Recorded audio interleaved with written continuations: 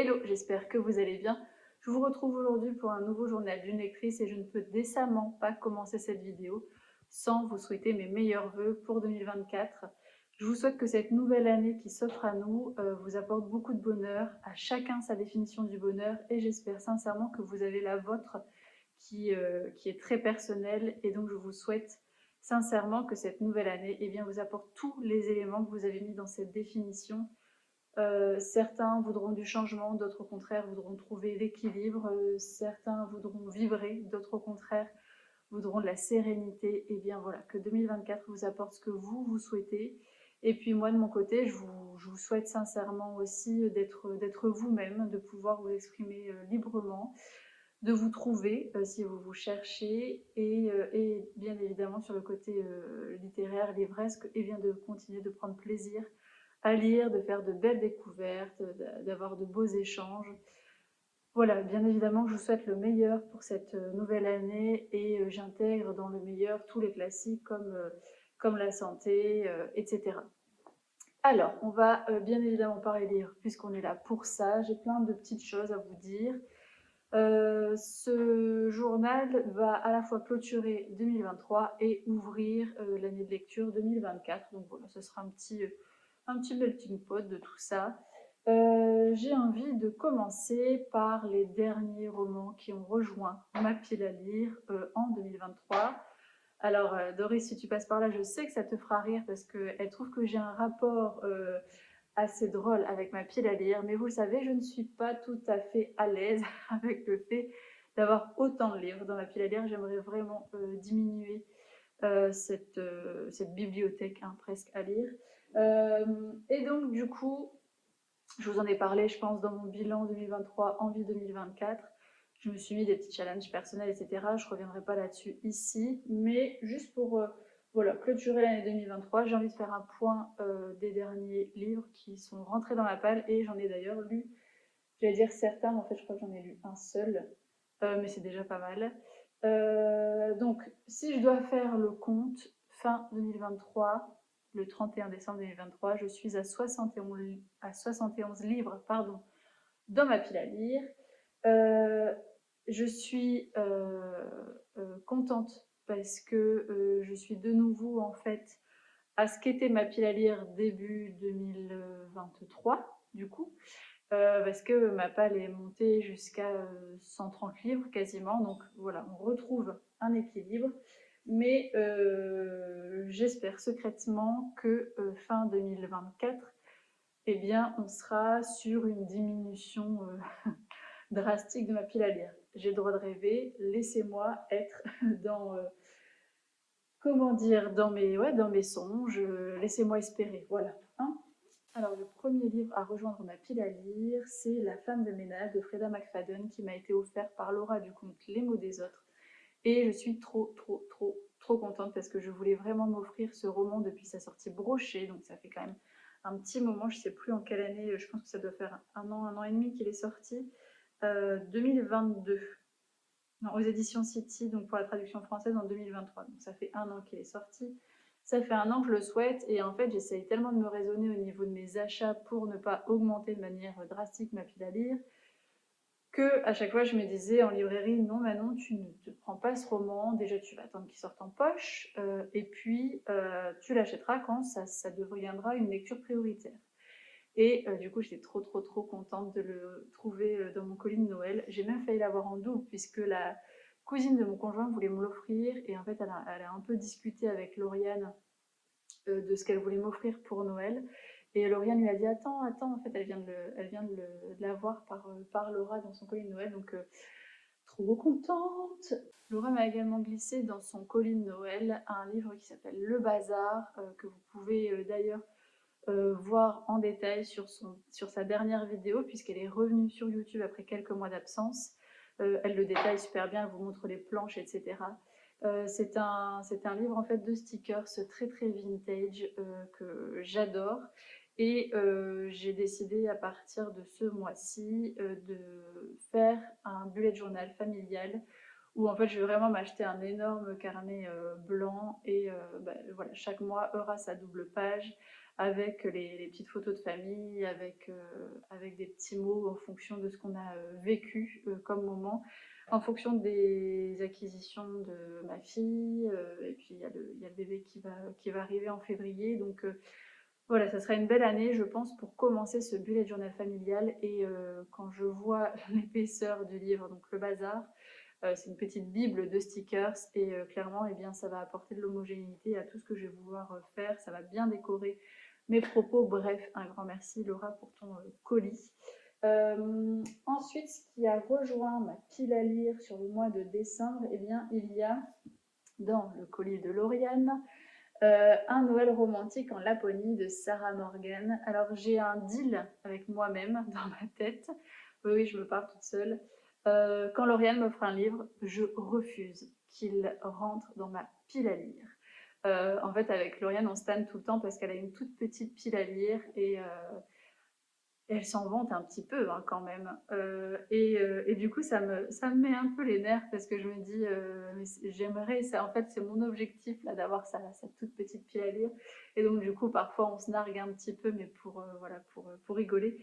Et donc, du coup, quand elle m'offre un livre, eh bien, je me dois de le lire tout de suite. Donc, par exemple, elle m'avait offert Le Royaume assassiné.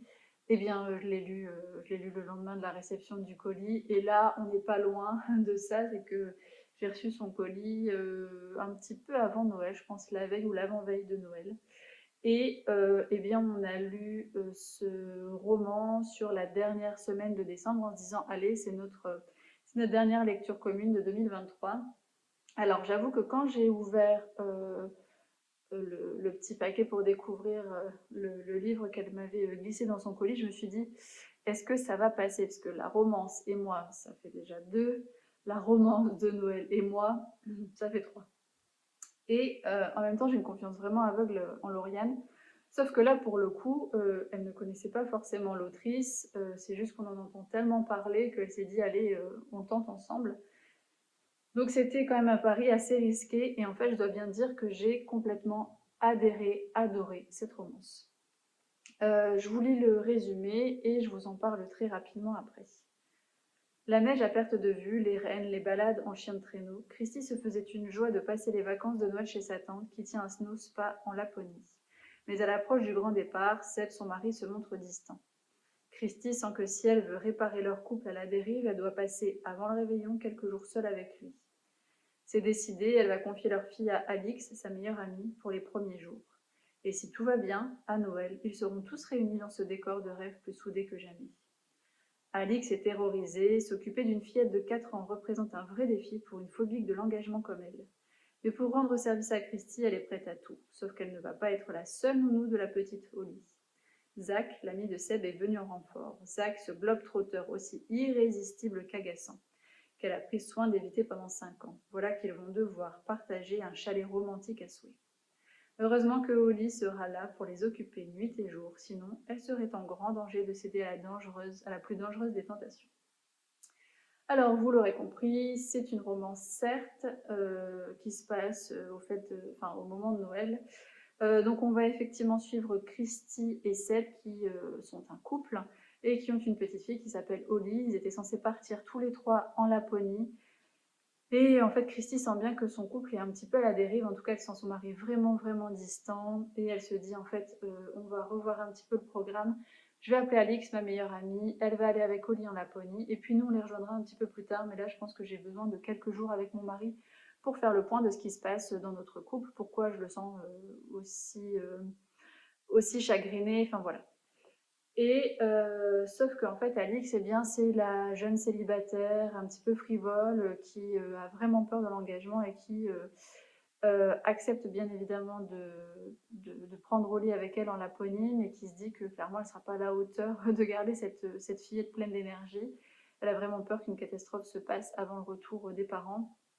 Et donc, du coup, Christy va demander, vous l'avez compris, à Zach, le meilleur ami de Seb, donc le meilleur ami de son mari, de prêter main forte, sauf que et, euh, Zach et Alix, pardon, eh bien, ne s'entendent pas du tout. Ça fait 5 ans en fait qu'Alix l'évite complètement. Dès qu'elle sait qu'il est dans les parages, elle s'en va, elle annule. Enfin, Voilà, on ne sait pas ce qui s'est passé, mais on sait qu'il y a 5 ans, eh bien, il y a eu un clash entre eux. On ne connaît pas leur histoire, on ne connaît pas l'étiologie de cette discorde, mais en tout cas, c'est suffisamment important pour Alix pour avoir évité cet homme depuis 5 ans. Et donc là, vous vous doutez bien que partir en Laponie dans un tout petit chalet, eh bien, les uns sur les autres, ça va amener à un moment où il va y avoir une discussion sur ce qui s'est passé il y a 5 ans, etc.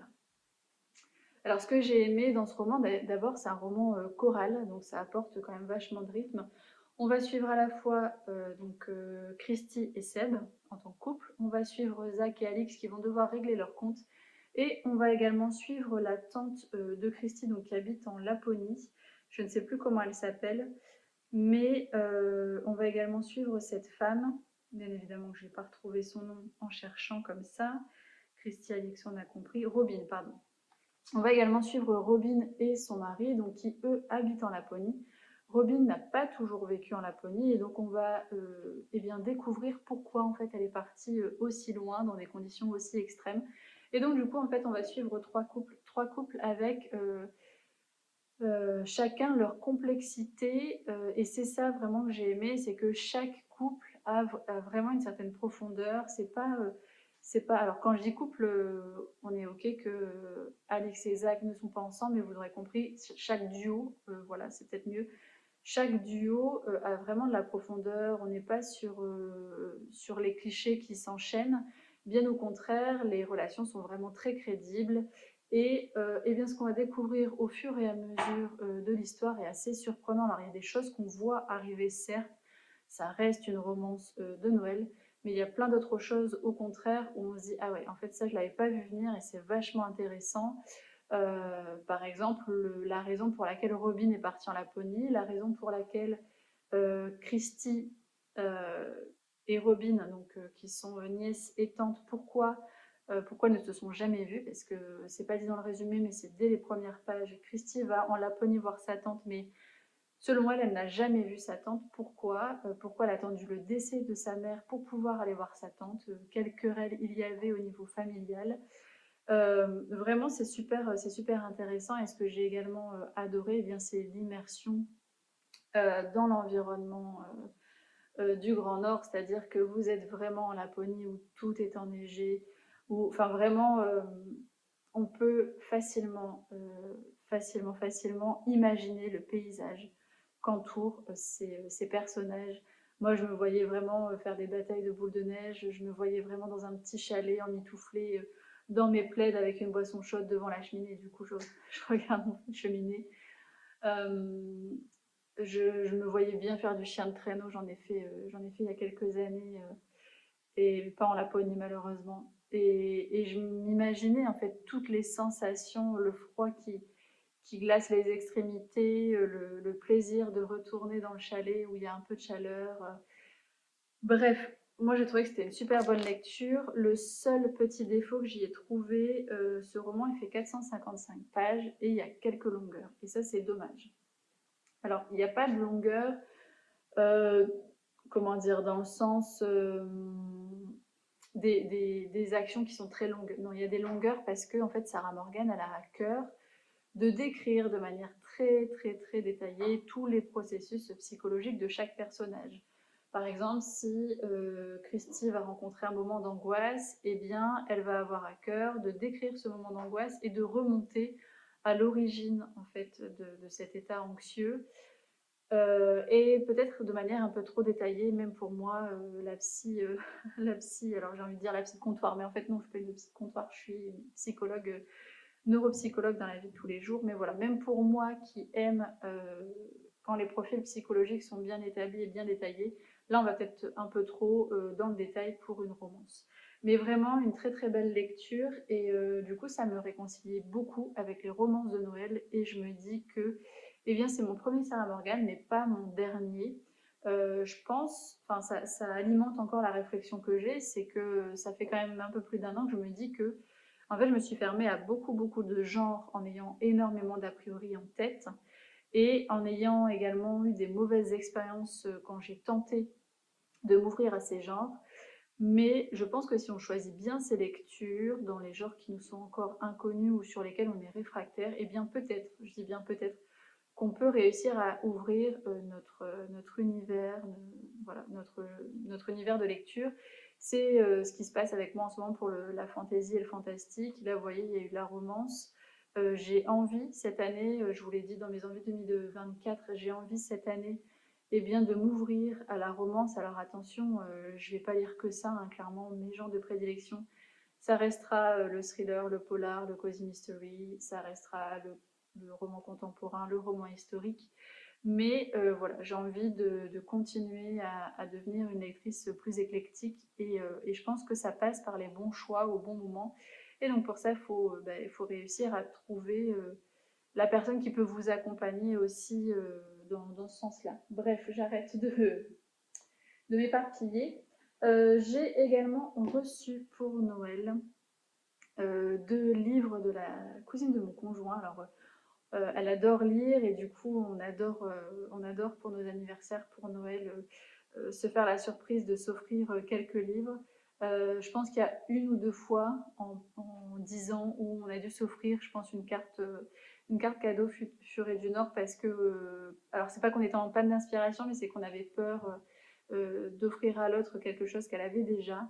Mais à chaque fois, ça a été un sans faute. Et là, je suis trop contente parce qu'elle est allée voir ma wishlist et elle m'a offert donc, Contre vents et secrets de Cynthia Kafka. Et c'est le seul livre que je n'avais pas dans ma bibliothèque. J'ai lu tous les livres de l'autrice, même les livres auto-édités, puisqu'en fait, je l'ai connue il y a, je sais pas, 7 ou 8 ans, cette autrice, avant qu'elle soit éditée. En fait, elle m'avait contactée pour lire Je suis venue te dire et j'allais dire la globe trotteuse, mais non, il y a un truc avec ciel dans son titre, mais c'est un roman qui n'est encore aujourd'hui pas édité.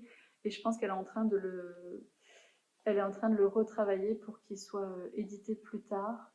La, je ne saurais plus vous dire, mais il y a ciel dans le titre. Bref, et j'ai adoré tout ce qu'elle a écrit jusqu'à présent. Mon préféré reste le dernier, Le sourire au livre, que j'ai vraiment beaucoup aimé, que j'ai eu la chance de lire dans le cadre de mon aventure Charleston l'année dernière. Et j'ai même eu l'occasion d'avoir mon avis dans son roman et d'être invitée à sa soirée de lancement. Bref, pour moi, ça a été...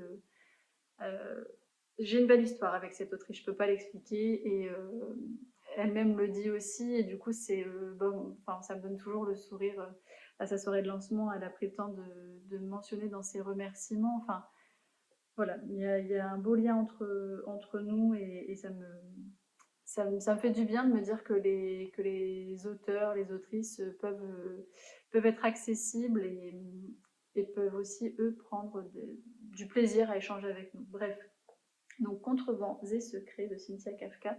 Je n'ai clairement pas envie de lire la 4e de couverture, donc je ne vous lirai pas le résumé, je suis désolée. Et je pense que ce livre-là, je vais me le réserver pour la maternité, quand j'accoucherai de mon petit garçon. Alors j'espère que la thématique n'est pas en lien avec la maternité, puisque je ne sais pas si je vous l'avais déjà dit, mais pour ma fille Éléonore, j'avais été hospitalisée pour une menace d'accouchement préma et je n'avais pas trouvé meilleure idée que de prendre Et que ne durent que les moments doux de Virginie Grimaldi pour m'accompagner dans cette épreuve qui a été assez douloureuse. Et eh bien, si vous avez lu ce livre, vous voyez bien le problème dans l'histoire. Bref, en tout cas, je pense que je le prendrai à la maternité parce que ça sera une lecture réconfortante avec une autrice que j'aime beaucoup. Anaïs m'a également offert Shades of Magic de V.E. Schwab. Je ne sais pas trop comment on dit. Alors, je sais que c'est l'autrice de La vie invisible d'Adi Larue, il me semble. J'en ai beaucoup entendu parler. Alors, j'en ai entendu parler par Emilia, qui a également une chaîne YouTube, la bibliothèque d'Emilia, il me semble. Et je l'avais envoyé à Lauriane en lui disant: est-ce que tu connais en fait ce roman? Alors, je ne sais plus si c'est un one-shot ou si c'est une saga, j'ai un doute. Livre 1, donc c'est une saga. En fait, Emilia m'avait tellement donné envie que je l'envoie à Lauriane en lui disant: est-ce que tu l'as déjà lu? Et elle me dit, ben non, mais c'est vrai que j'en ai déjà entendu parler, que ce livre m'intéresse, donc voilà, je le mets dans un coin de ma tête en me disant de toute façon, maintenant tu as tellement de livres à lire que tu ne vas pas l'acheter, parce que je suis quelqu'un d'assez obnubilé et je peux très bien passer par exemple toute une soirée sur Vinted pour trouver un exemplaire d'un roman que finalement je ne vais pas acheter. Bref.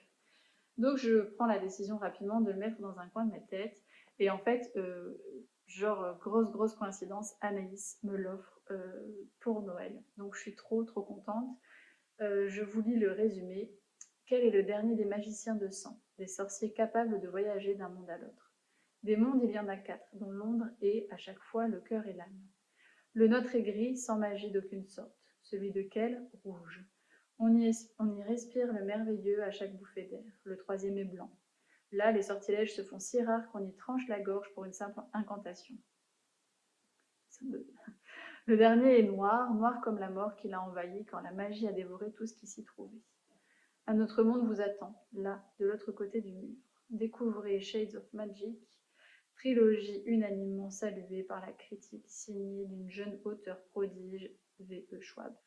Elle y tisse un univers magique d'une grande originalité qu'elle peuple de personnages inoubliables, insolents de panache pour le plus grand délice de ses nombreux fans.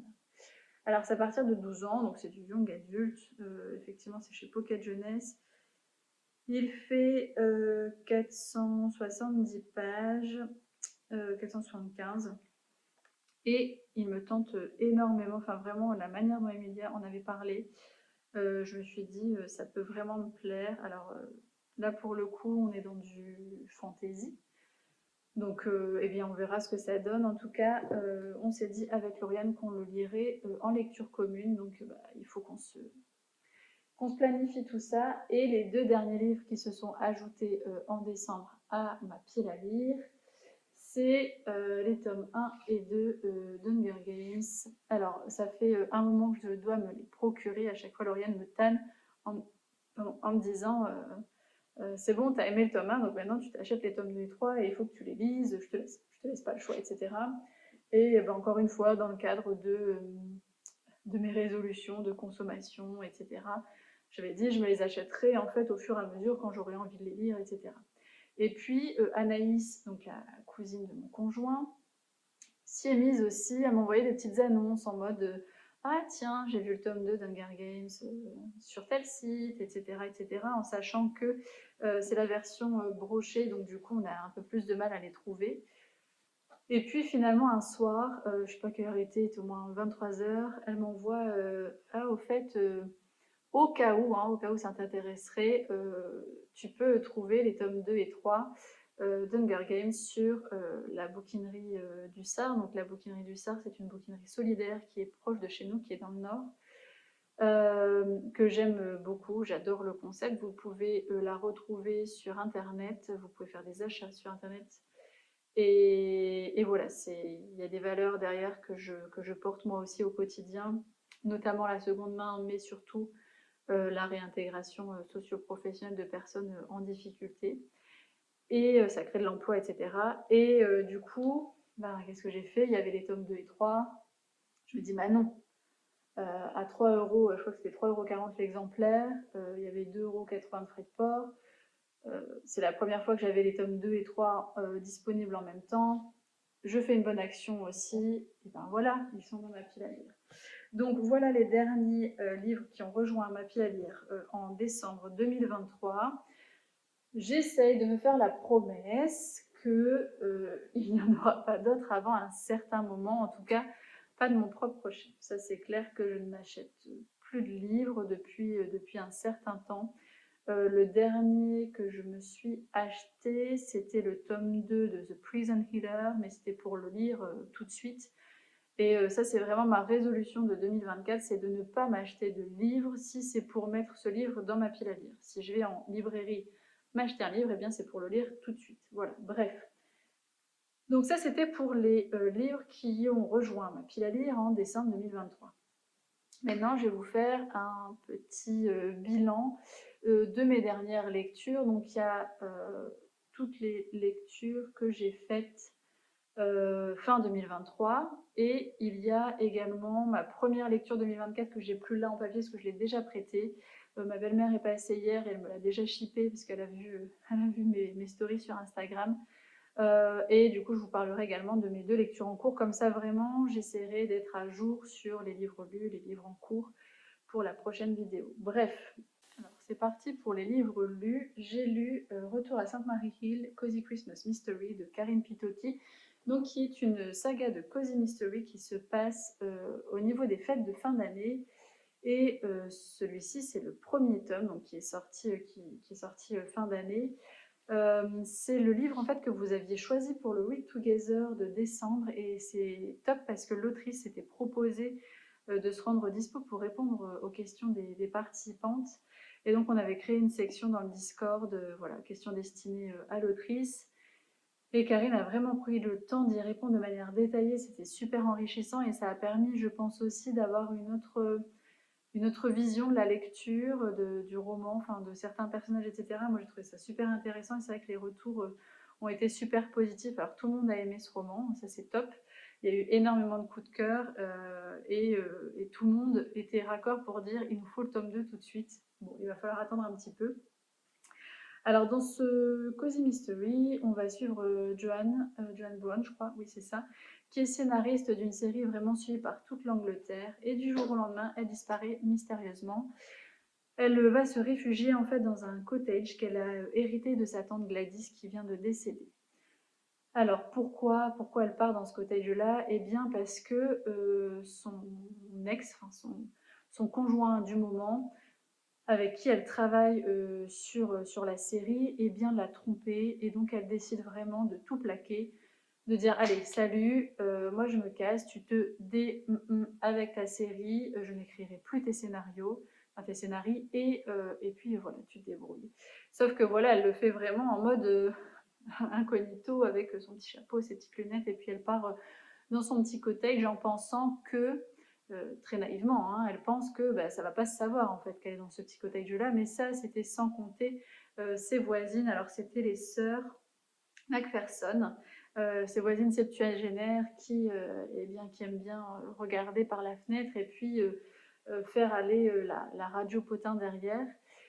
Donc on apprend assez vite en fait qu'elle s'est réfugiée dans ce petit cottage-là, et elle pense vraiment qu'elle va être tranquille, qu'elle va pouvoir faire le point sur sa vie, etc. Mais c'était sans compter, eh bien, à la fois l'effervescence que son arrivée crée dans ce petit village, mais aussi sans compter son système familial, on va dire. Elle a un frère qui veut se débarrasser à tout prix de son adolescent, qui vient de se faire virer de l'école, et donc il lui dit écoute, c'est aussi mon cottage, je l'ai aussi hérité, déjà tu me devrais un loyer, donc tu vas garder mon fils dans ce cottage-là, tu vas le surveiller, etc. Donc la voilà dotée d'un adolescent qu'elle n'a pas souhaité, mais qu'elle apprécie énormément, qui est influenceur sur YouTube, donc c'est assez rigolo.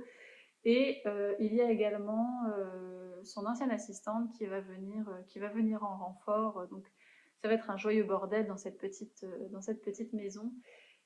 Et ça, c'est le côté un petit peu cosy, on va dire. C'est que voilà, on est dans un petit village, les personnages sont attachants. Il va se passer plein de choses entre ces personnages-là. Ils vont s'attacher les uns aux autres pour des raisons différentes. Euh, j'ai beaucoup aimé chacun des personnages qui a été pensé par Karine Pitoki. Pour le côté mystery, eh bien, on va voir des personnes âgées qui vont décéder les unes après les autres. Alors la première, on se dit, ben oui, elle était âgée. La deuxième, on commence à se dire, c'est bizarre. Et puis, Joanne, en fait, elle va vouloir enquêter de son côté. Je ne vous dirai pas pourquoi, mais voilà, elle va vouloir enquêter de son côté et se dire je le sens pas en fait, c'est pas des morts naturelles, je pense qu'il y a un meurtrier qui est en train de rôder autour de nous, et du coup ça veut dire que l'ensemble des personnes âgées du village sont en danger et il faut que j'intervienne. Alors on peut se dire qu'elle se fait des films parce qu'elle est scénariste, mais ça vous le saurez en lisant ce Cozy Mystery. Alors ce que j'ai beaucoup aimé, je vous l'ai dit, c'est les personnages qui sont super bien détaillés au niveau du profil, tout est cohérent. Chaque personnage est attachant pour des raisons complètement différentes. Alors vous allez avoir Joanne qui est complètement paumée dans sa vie, qui a vraiment besoin de recul, qui a besoin de faire le point, qui doute de tout, qui a du mal à attribuer sa confiance à l'autre parce qu'elle a été blessée dans le passé, parce qu'elle s'est entourée de personnes toxiques et c'est compliqué après d'aller de l'avant, de faire preuve de résilience, voilà, de faire confiance, de retenir la main à quelqu'un d'autre. Vous allez avoir ce jeune ado qui, lui, apporte quand même pas mal de fraîcheur. Et puis vous allez avoir l'assistante complètement loufoque, haute en couleur, voilà. Vous allez avoir les voisines, les sœurs, la septuagénaire, vraiment qui tiennent très très bien leur rôle de Radio Potin. Vous allez avoir un autre voisin qui va être aussi très très attachant, chez qui l'ado va se réfugier de temps en temps. Vous allez avoir l'ancienne amie de Joanne, alors je ne sais plus comment il s'appelle, j'ai un trou, mais vous allez avoir l'ancienne amie de Joanne qui est devenue pasteur et, et avec qui Joanne va alors pas renouer, j'ai pas envie de dire renouer, mais en tout cas qu'elle ne peut plus éviter. Elle l'évite depuis un moment, on ne sait pas trop pourquoi, et là elle ne va plus pouvoir l'éviter. Bref, vous l'avez compris, il y a une jolie bande de personnages à laquelle vous allez vous attacher. J'ai beaucoup aimé aussi l'immersion dans ce petit village. Et puis, le côté Cozy Mystery, pour moi, il est complètement validé. J'ai vraiment l'impression que Karin Pitoki, elle a pris le meilleur, vraiment le meilleur, de ce qu'on peut retrouver dans chaque Cozy Mystery. Alors, les Cozy Mystery contemporains, mais également les policiers plus classiques.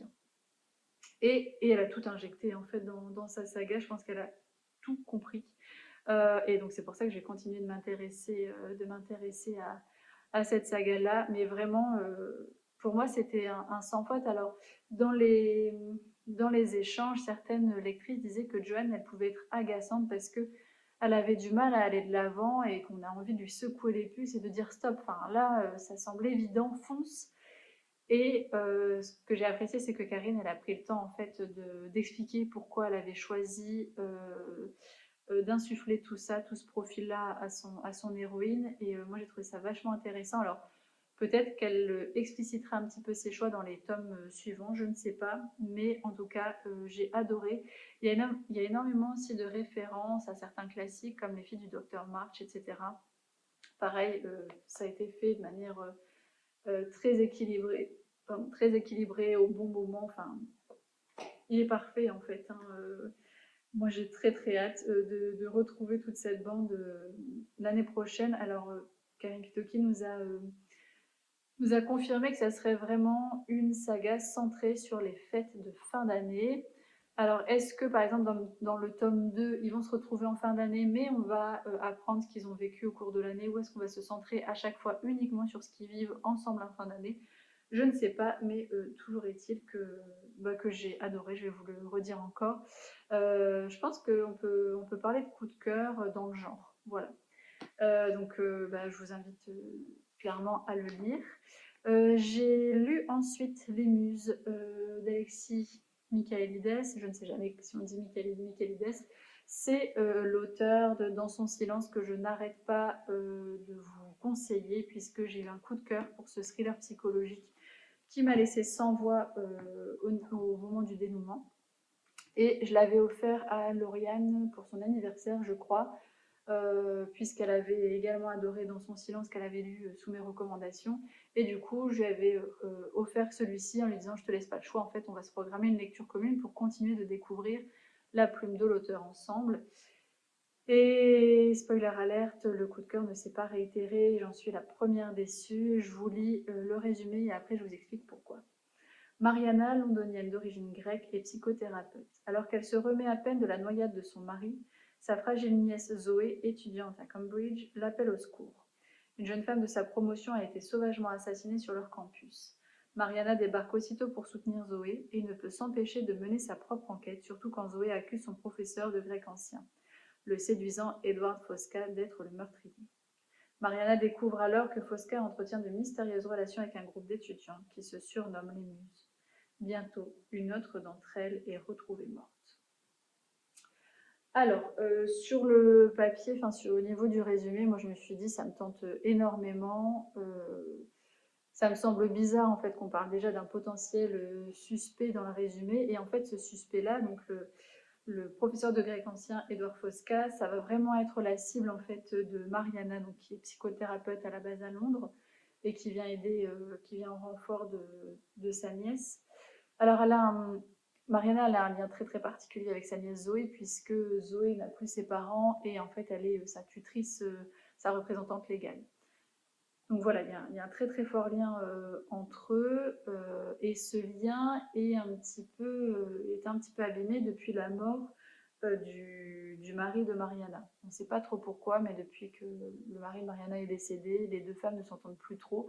Mariana a l'impression que vraiment elle n'a plus le contrôle de la relation et du coup voilà, le fait que là Zoé l'appelle, c'est déjà un grand pas, donc elle y va sans se poser de questions. Et donc elle fait confiance clairement à Zoé et Zoé lui dit je suis sûre que c'est le prof de grec ancien qui a tué mon ami et un autre meurtre a lieu et ça renforce les hypothèses.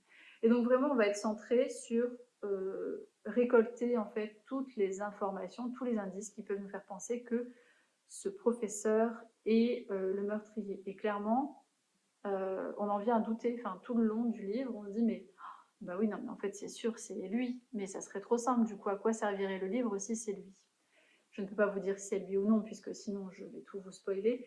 Mais j'ai trouvé ça vachement intéressant de nous laisser vraiment dans le doute, de nous dire, bah, mais non, c'est sûr, c'est pas lui, c'est pas lui, parce que si c'était lui, on ne nous le dirait pas dans le résumé et on ne nous le dirait pas dès le début du livre. Donc, est-ce qu'en fait, ils sont en train de construire quelque chose pour tout déconstruire derrière? Enfin bref, ça nous met le doute jusqu'au bout, et ça, j'ai beaucoup aimé. J'ai aussi beaucoup aimé le fait qu'on se trouve dans la tête de Mariana, donc du point de vue du personnage principal.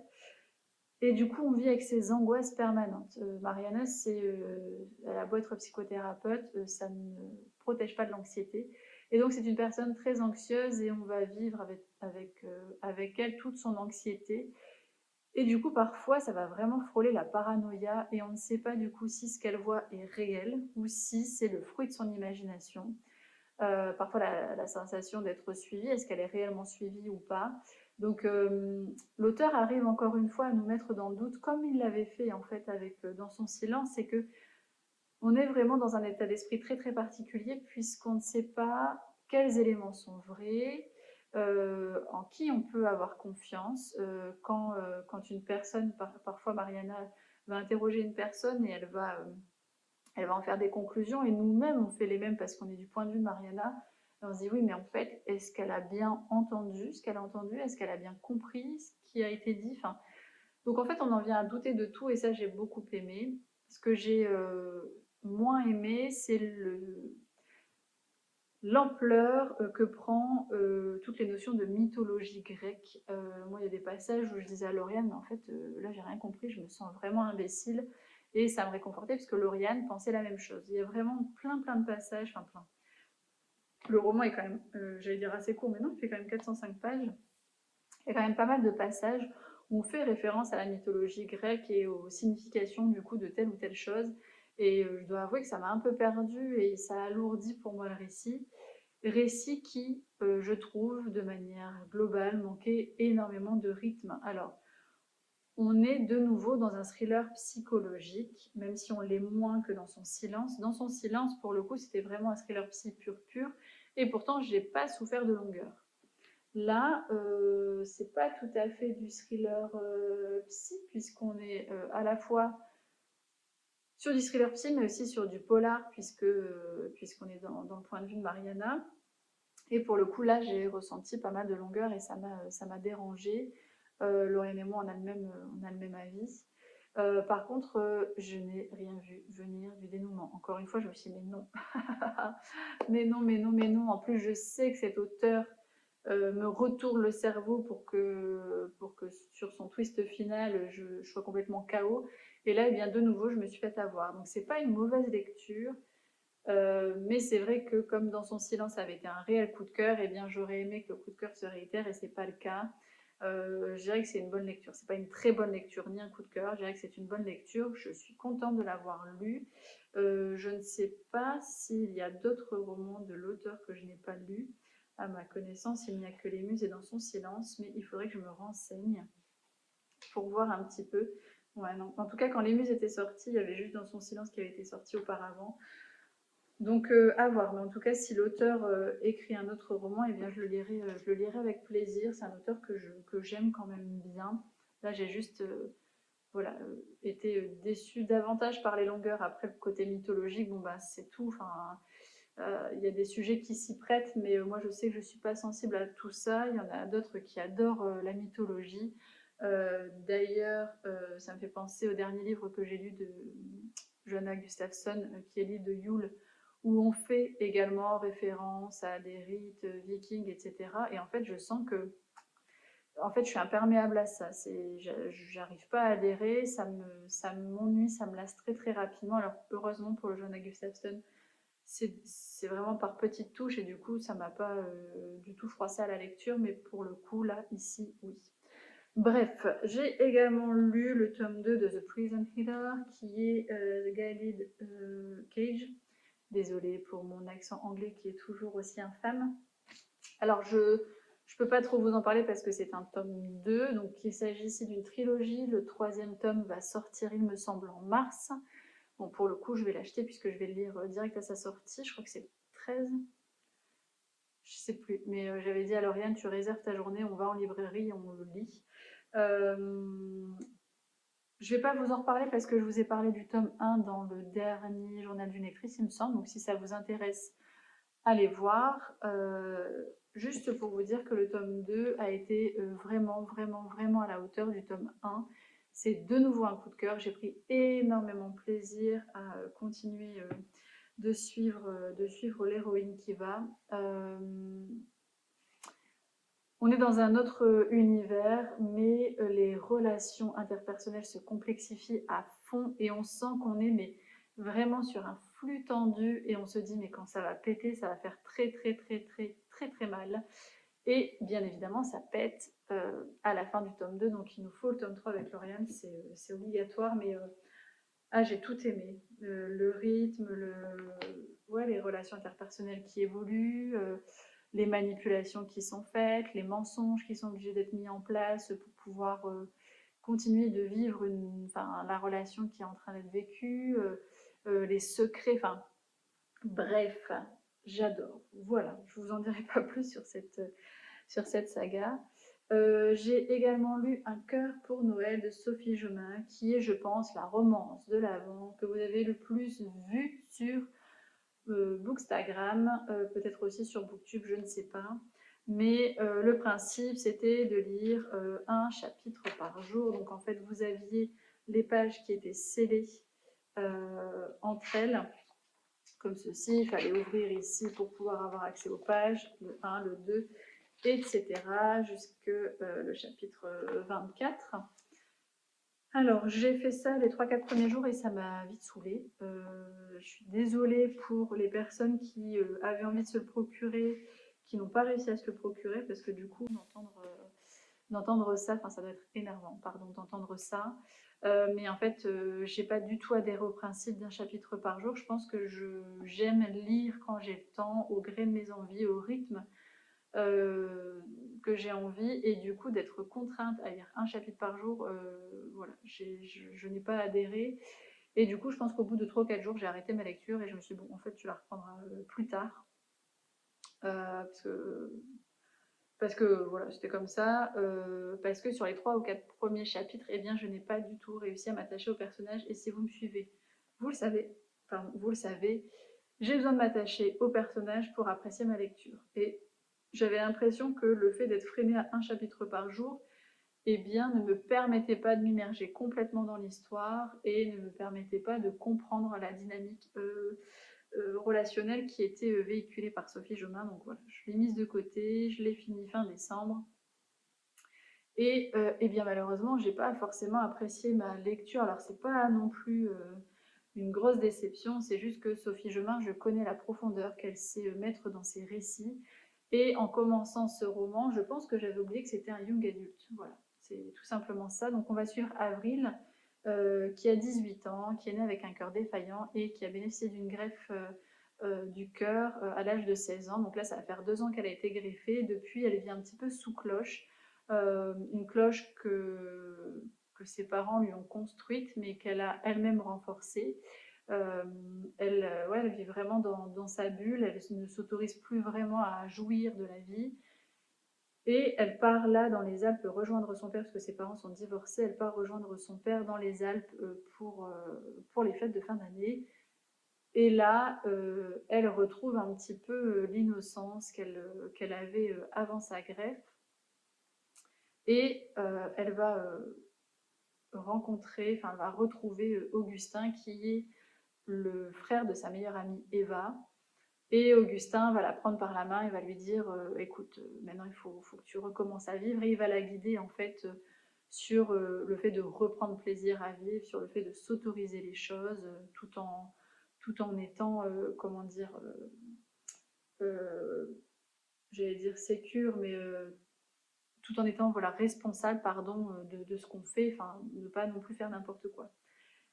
Alors sur le papier, moi je dis oui, sauf que eh bien, les relations manquaient cruellement de profondeur, il y avait zéro subtilité, le vocabulaire utilisé, ben, c'est du vocabulaire effectivement d'adolescent, donc c'est presque tu viens graille, j'ai la dalle quoi. Et je me dis c'est pas possible de lire ça.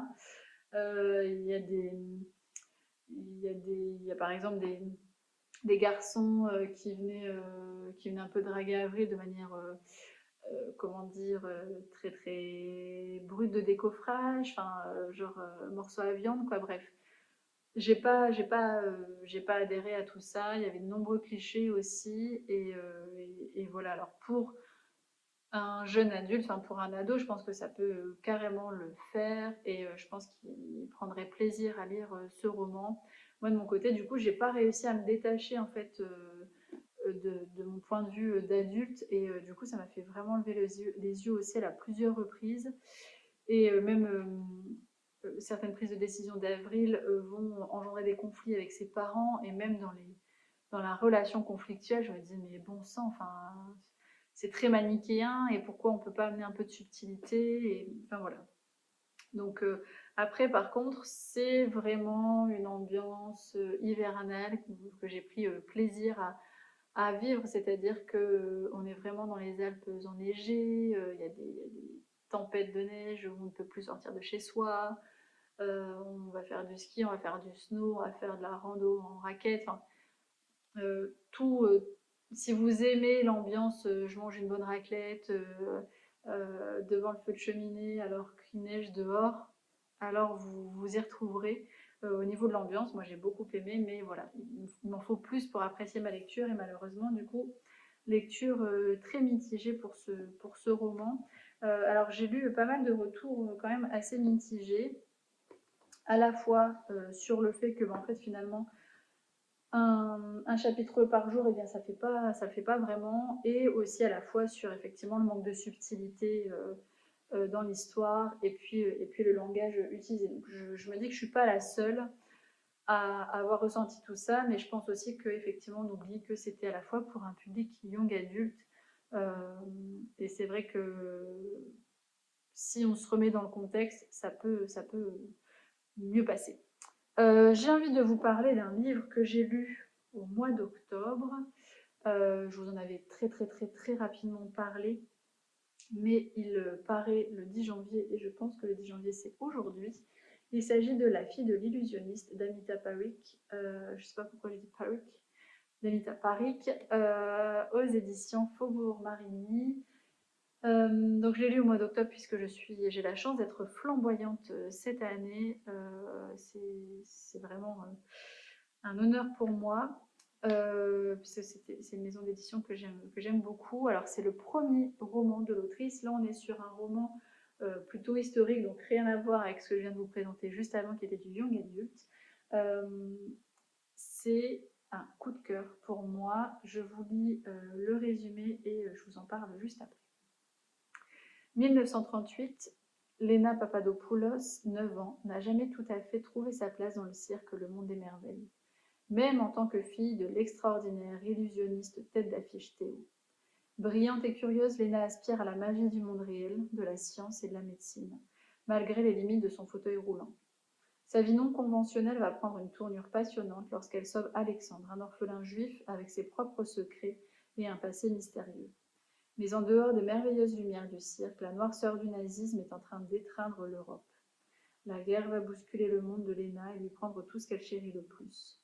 Forcée de faire son propre chemin, Lena doit affronter ses doutes et oser croire en l'impossible, elle-même. Un premier roman qui se déroule durant la Seconde Guerre mondiale, au sein d'un cirque itinérant absolument magnifique et qui traite du passage à l'âge adulte d'une fillette durant les heures les plus sombres de notre histoire. Alors, vous avez été nombreux et nombreuses quand je vous ai montré la couverture sur Instagram à me dire moi je suis pas très cirque, du coup j'appréhende un petit peu de découvrir ce roman. Il faut savoir que le cirque c'est vraiment le point de départ de l'histoire, mais en fait on va aller bien au-delà et d'ailleurs à un moment donné le cirque ne sera plus du tout mentionné dans l'histoire, donc il ne faut pas du tout que ça vous freine. Alors effectivement on va être en 1938, donc au tout début de la Seconde Guerre mondiale, et on va suivre, vous l'avez compris par le résumé, Lena qui a 9 ans, qui est la fille du plus grand illusionniste et qui du coup fait partie d'un cirque ambulant. Ils sont dans un train et puis ils voyagent dans toute l'Europe. Et Lena est en complet décalage avec l'univers dans lequel elle évolue puisque elle n'a rien à proposer en termes de magie. Elle est clouée dans un fauteuil roulant à cause des maladies qu'elle a présentées quand elle est née. Alors il n'y a pas la maman n'est pas présente et vous le comprendrez en lisant ce roman. Vous comprendrez pourquoi ce père a fait le choix de prendre sa fille et de partir dans ce cirque ambulant. Il est parti quand Lena était nourrisson. Et donc Lena, c'est le début de l'histoire. Moi, ce qui m'a frappé, c'est vraiment le contraste entre eh bien, la vie de Lena, ses envies, c'est-à-dire que c'est une fillette qui aime la science, c'est une fillette qui est très terre à terre, et puis le monde dans lequel elle évolue par le biais de son père, donc le cirque, le monde de l'illusion, de l'imaginaire. Et ce contraste-là, il est saisissant dès le départ, et c'est tellement, tellement bien écrit. Alors, c'est un petit pavé, hein. Il fait 520 pages et tout est fluide, il n'y a pas de longueur. On se laisse vraiment, vraiment attraper par l'histoire et voilà, il n'y a plus rien qui existe autour. Moi, c'est ça qui m'a saisi aussi, c'est que quand je prenais mon livre, je m'imaginais tout ce qui se passait, c'était très très visuel, plus rien n'existait autour de moi. Et je me souviens de certains moments de lecture où je me sentais vraiment immergée presque corporellement. Ça semble bizarre à dire, mais bref. La première scène du livre, elle est saisissante et ça donne le ton sur l'ensemble du roman. Donc oui, au début, on va suivre Lena dans ce cirque ambulant et donc on va croiser des magiciens, etc., etc. Mais il n'y a pas de vraie scène où on décrit un spectacle, etc. Pas du tout, on est vraiment sur les relations, encore une fois interpersonnelles, jusqu'à un moment où, donc on est surtout sur Lena, son mal-être, son désir de s'affirmer, son désir aussi d'évoluer dans un autre monde que dans celui dans lequel dans lequel elle est enfermée, jusqu'au moment où elle va trouver un petit garçon dans la réserve de cuisine qui vient de faire un malaise et quand le père de Lena regarde ses papiers, il se rend compte que c'est un jeune juif et Lena demande à son père s'ils peuvent le cacher parce qu'elle a envie d'avoir un ami de son âge et au début ils sont un peu presque sauvages hein, l'un et l'autre, ils se regardent, ils se contemplent, ils ne savent pas trop quoi penser l'un de l'autre et eh bien le père de Lena va demander en fait au directeur du cirque que ce petit garçon puisse rester avec eux. Alors ce petit garçon, on ne sait pas pourquoi, enfin, on sait qu'il est orphelin, on sait que c'est dans le cadre du nazisme qui monte. On sent bien qu'il n'est pas blanc comme neige, ce petit garçon. On sent bien qu'il a ses secrets. Et au fur et à mesure, on va voir qu'il manigance certaines choses derrière le dos de Lena. Et on sent bien que leur amitié est assez fragile. Léna lui cache aussi d'autres choses et voilà, on sent bien qu'il y a une fragilité, mais que au moment des révélations, eh bien, soit ça renforcera leur amitié, soit au contraire, eh bien, ça la désintégrera et ils se tourneront pardon, le dos l'un l'autre. Et donc, on part de ça. Et moi, je me sentais bien dans cette histoire. Je me sentais, alors bien, c'est un grand mot, mais voilà, j'appréciais ce que je lisais. Et puis, l'autrice fait des choix qui font que on oublie le monde du cirque, on passe dans l'univers de la Seconde Guerre mondiale et de ce que les gens vont vivre en fonction de leur religion, en fonction de leur classe sociale, en fonction de l'endroit où ils vivent. Et là, boum, le monde bascule. Et en fait, de passer du monde du cirque, où on est dans l'illusion, etc., euh, à la guerre, eh bien, ça apporte encore plus de noirceur, je trouve, à ce moment historique. Donc, il en avait besoin, mais voilà, ça alourdit encore le sujet, mais dans le bon sens du terme. C'est-à-dire qu'on se rend compte à quel point ça a dû être aussi un séisme pour les gens qui avaient déjà vécu la Première Guerre et où il y avait eu un moment d'accalmie de retomber dans une autre guerre. Euh, je ne peux pas vous en dire plus au niveau de l'intrigue. Mais il faut vous dire que l'autrice, elle va vous proposer des univers très différents au fur et à mesure de votre lecture. Et moi, clairement, j'ai adhéré à chaque prise de décision, à chaque tournant induit par les changements d'univers. Et finalement, ce roman, en dehors du roman historique, en dehors du monde du cirque, etc., c'est surtout un roman d'apprentissage du point de vue de Léna, puisqu'on va la suivre jusqu'à l'âge adulte. Et on va voir qu'elle fait preuve d'une force qui est admirable. Et elle va aller de l'avant, coûte que coûte. Elle va garder en tête ses convictions et je ne peux pas vous dire si elle arrivera à faire ce qu'elle a envie de faire, si elle arrivera à déployer tous les efforts qui l'amèneront à son objectif final. Mais en tout cas, voilà, c'est un réel roman d'apprentissage. C'est un très beau roman sur l'amitié entre enfants qui grandissent avec des convictions différentes. C'est un très beau roman aussi sur les relations familiales et sur ce qu'on est capable de faire pour sauver l'autre. C'est un très très beau roman, voilà. J'ai pas souffert de longueur, je vous l'ai dit, la plume pour moi elle était super fluide et je me suis vraiment immergée très rapidement dans ma lecture. Je l'ai lu assez rapidement, alors on l'a reçu au mois d'octobre et j'ai dû le lire en moins d'une semaine, alors que c'était un moment où j'étais pas forcément très très bien. Vraiment, quand je l'ai refermé, j'ai eu du mal à trouver ma prochaine lecture, enfin la lecture qui allait suivre ce roman. Et en fait, j'ai toujours pas écrit ma chronique parce que j'ai beaucoup de mal à poser des mots sur ce roman-là. Alors, je pense que j'écouterai mon rush et j'essaierai d'écrire ma chronique en fonction de ce que là je viens de vous dire comme ça, de manière assez spontanée. Mais quand on a un coup de cœur, c'est très difficile de poser des mots sur notre avis. On a envie que notre avis soit à la hauteur de ce qu'on a ressenti, c'est pas toujours évident. Bref, si je peux vous donner un conseil, c'est de lire La fille de l'illusionniste d'Amita Parikh. Et clairement, c'est un primo-roman.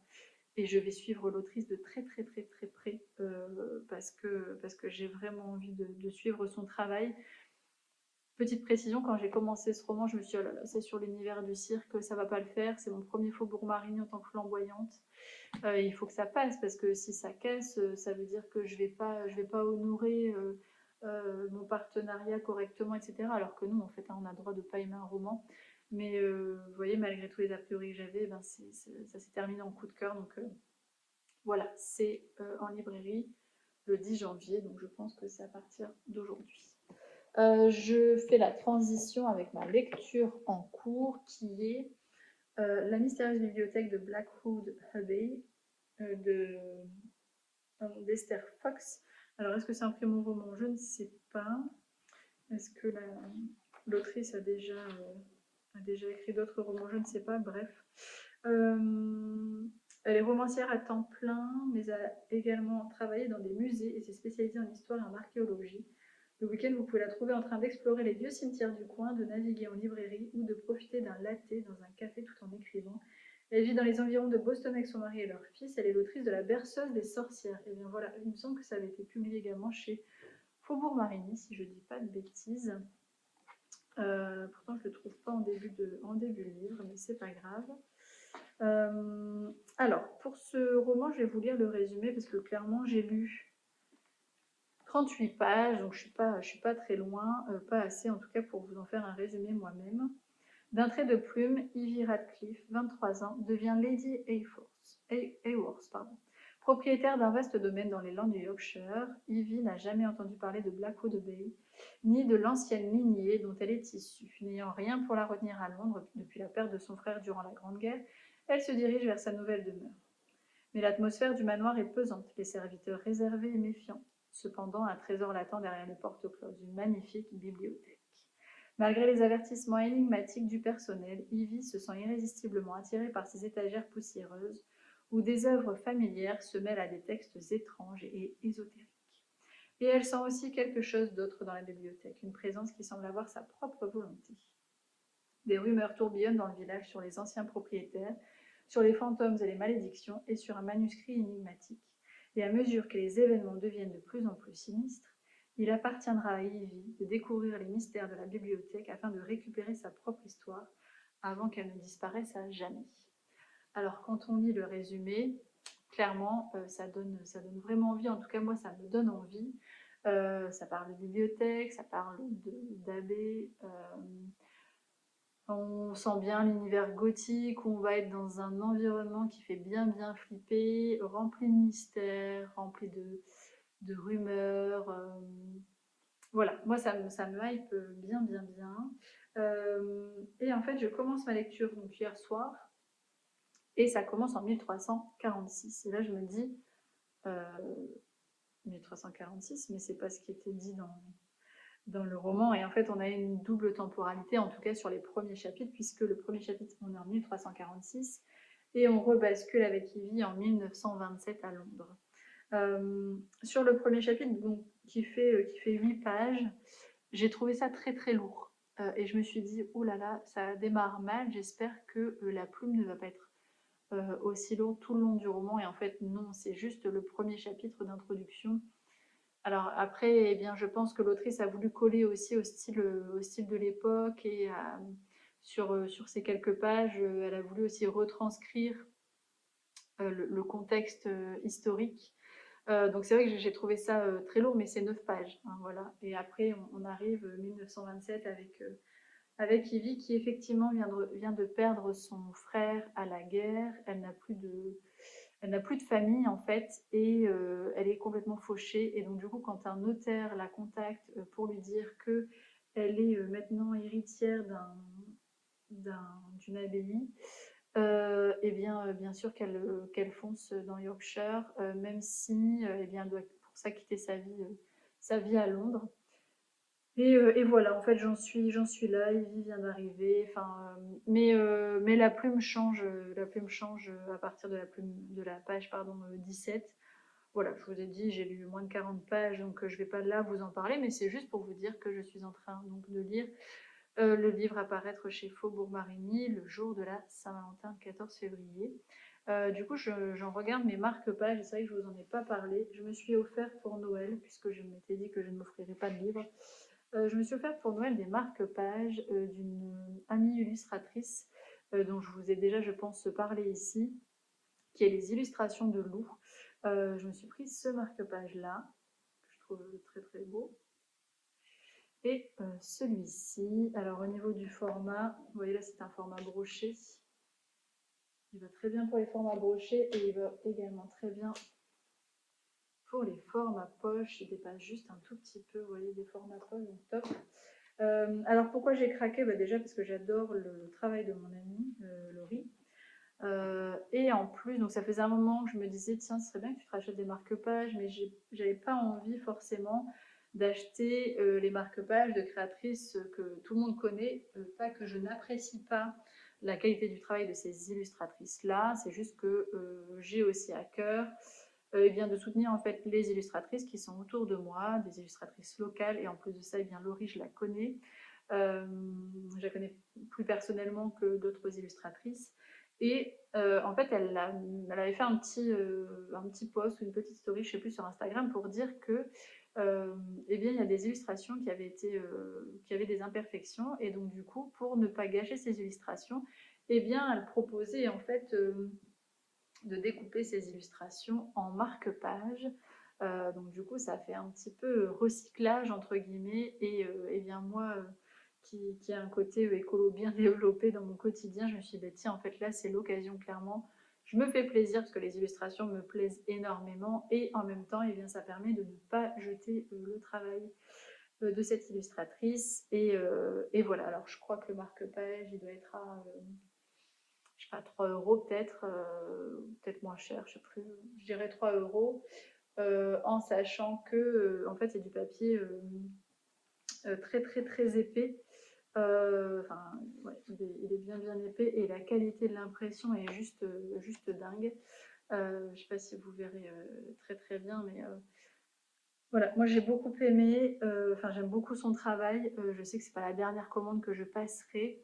Je lui avais fait une commande l'année dernière pour Noël, donc vous voyez, Noël c'est quand même pas un moment anodin, pour faire des illustrations personnalisées à partir de photos. J'en avais fait une pour Laura avec ses enfants, et j'en avais fait une pour mon conjoint avec lui et notre fille, et je sais que ça avait procuré énormément d'émotions aux personnes à qui ces illustrations étaient destinées. Bref, tout ça pour vous dire que j'apprécie énormément le travail de cette illustratrice. Et bien, n'hésitez pas à aller voir son site. J'essaierai de vous mettre en barre d'infos. Elle a également un compte Instagram qui s'appelle Les Illustrations de Lou. Je vous mettrai également ça en barre d'infos. Il faut que j'essaie de pas oublier. Et en parlant de marque-page, Lauriane m'avait glissé dans son colis de Noël celui-ci. Paupières lourdes ici.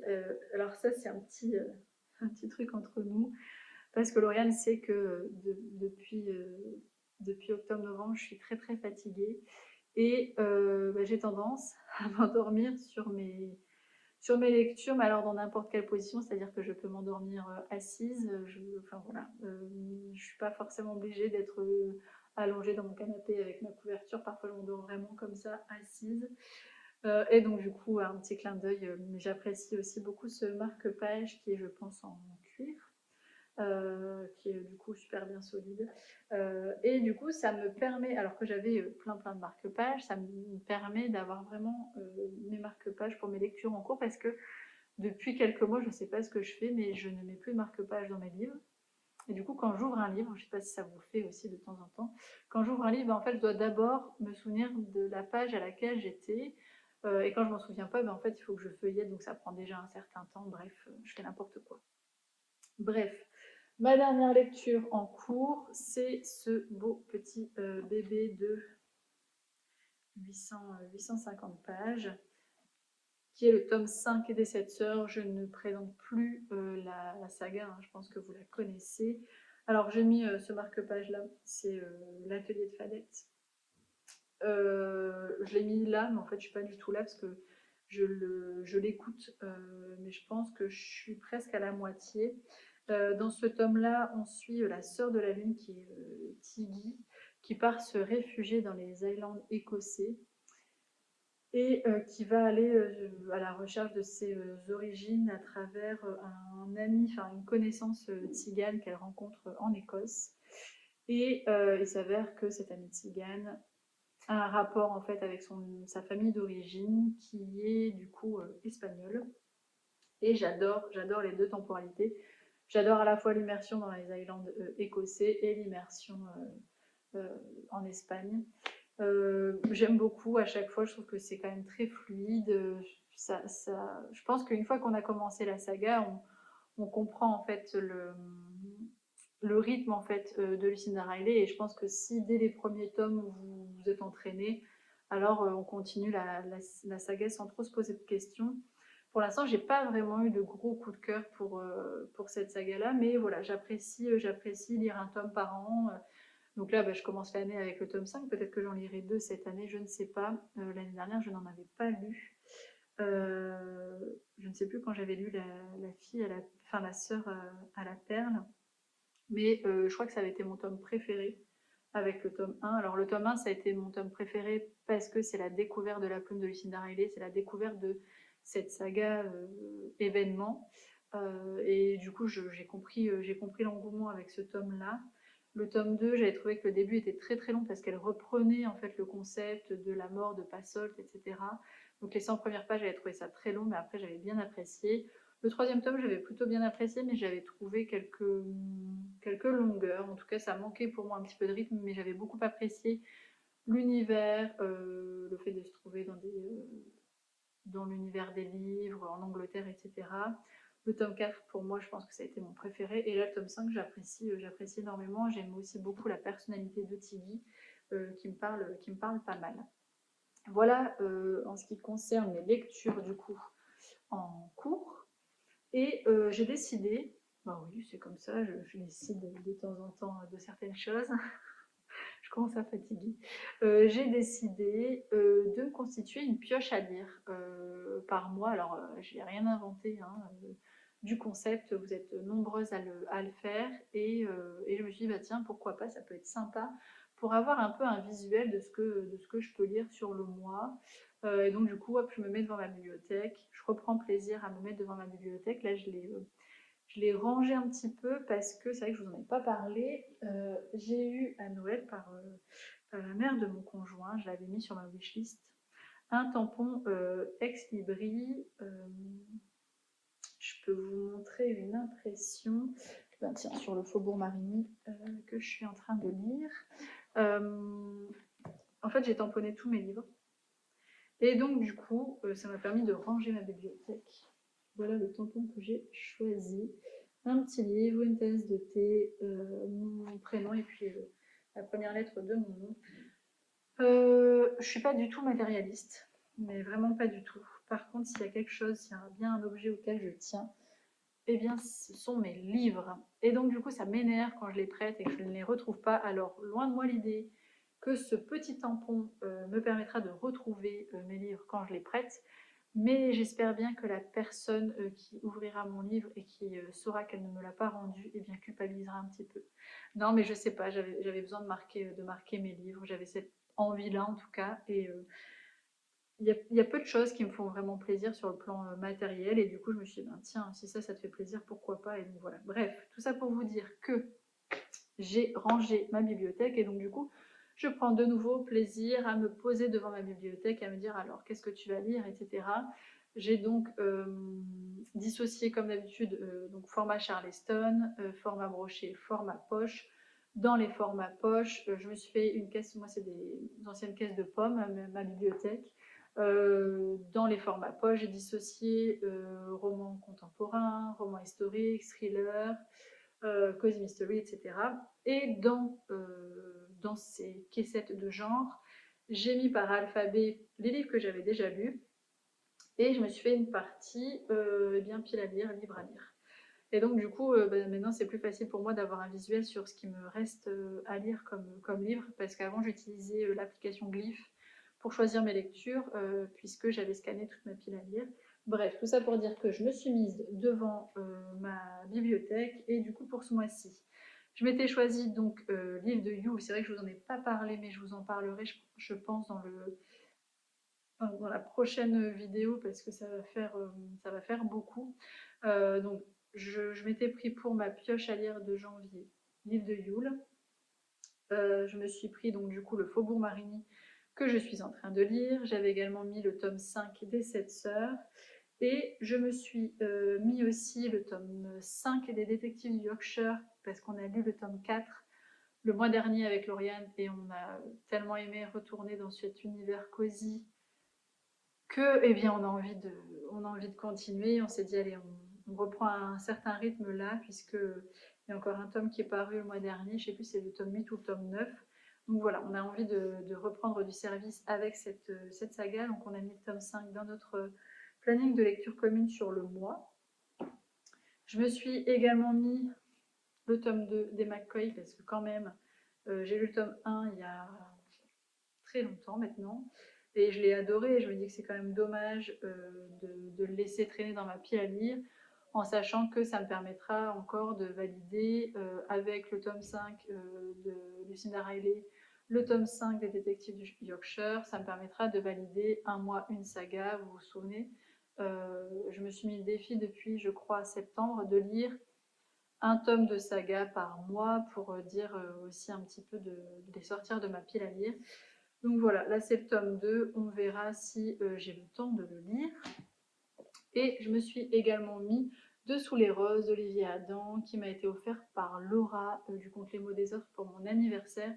Là j'ai vraiment à cœur que tous les livres qui viennent de rentrer dans ma pile à lire entre mon anniversaire, Noël, etc., eh bien sortent en fait de cette pile à lire. Je veux plus laisser traîner mes livres dans la pile à lire, parce que je trouve que plus ils restent dans votre bibliothèque et moins vous avez envie de les lire, parce qu'ils sont là à traîner devant vos yeux depuis des mois, et du coup ils vous donnent moins envie.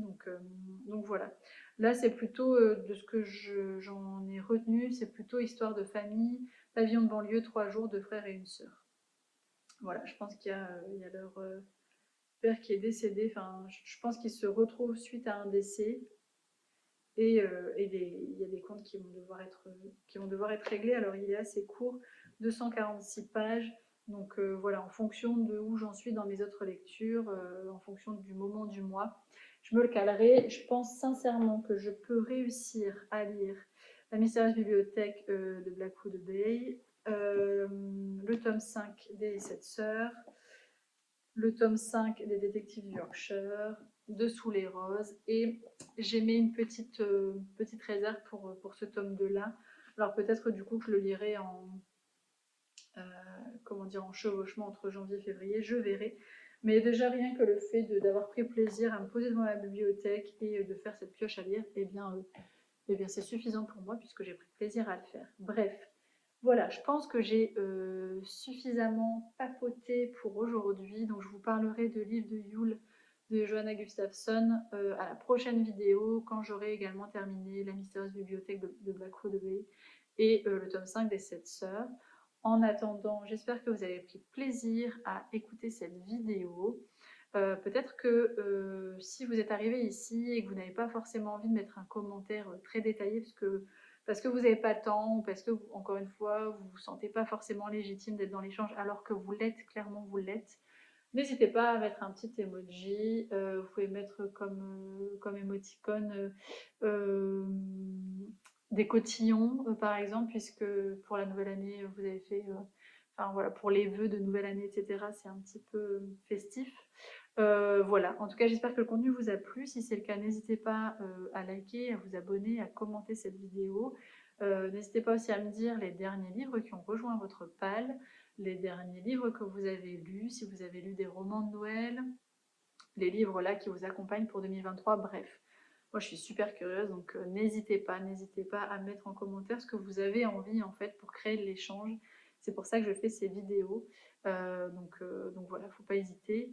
En attendant, je vous souhaite de continuer de prendre plaisir à lire et je vous dis à très bientôt.